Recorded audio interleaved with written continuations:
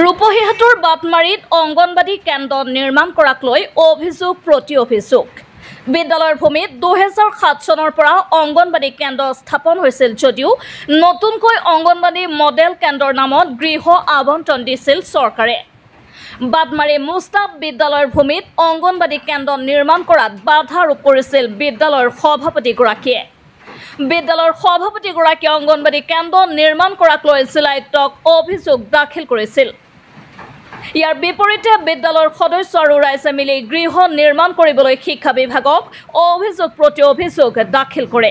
মানে অসম চৰকাৰে অংগনবাদীৰ এটা মডেল ঘৰ নিৰ্মাণৰ কাৰণে পইচা অনুদান দিছে আৰু ইয়াত আমাৰ বস্তু বাহিনী কণ্ট্ৰেক্টৰে মাল চাল পেলাইছে। পেলোৱাৰ পিছত আমাৰ স্কুল কমিটিৰ মেম্বাৰসকলে বহি এটা প্ৰস্তাৱ লৈ নিৰ্দিষ্ট ঠাইটো নিৰ্ধাৰণ কৰিছে। আমাৰ যিজন প্ৰেচিডেণ্ট স্কুলৰ তেওঁক মাতা হৈছিল, তেওঁ নাহিল।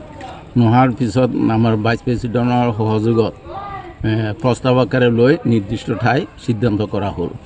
পিছে স্থায়ী সভাপতিয়ে গম পাই ইয়াত আহি হস্তক্ষেপ কৰিব বিচাৰিছে আৰু কণ্ট্ৰেক্টৰৰ পৰা ধন খুজিব বিচাৰিছে।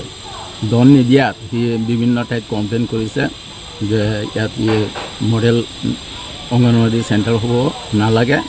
সেইকাৰণে মানে মানুহে তেওঁক মানে হেঁচা প্ৰয়োগ কৰিছে, ৰাইজেও হেঁচা প্ৰয়োগ কৰিছে যে গভৰ্ণমেণ্টৰ বস্তু সি বাধা দিওঁতা কোন।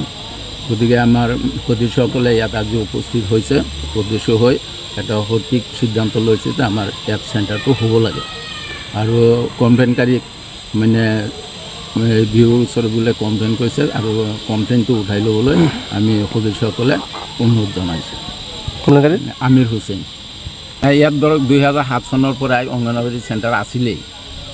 য'ত আছিল সেইটো চেণ্টাৰত মানে ঠাই কম, গতিকে তাৰ সলনি বেলেগ ঠাইত নিৰ্মাণ কৰিবৰ কাৰণে স্কুলৰ সদস্যসকলে প্ৰস্তাৱ আকাৰে সিদ্ধান্ত লৈ নিৰ্দিষ্ট ঠাই নিৰ্ধাৰণ কৰিছে। সেই অংগনবাদী কিমান চনত স্থাপিত হৈছিলে? 2007 চনত। 2007 চনত স্থাপিত হৈছিলে। এই জেগাখনৰ নাম বাটমাৰী মুক্তাব স্কুল ওচৰত।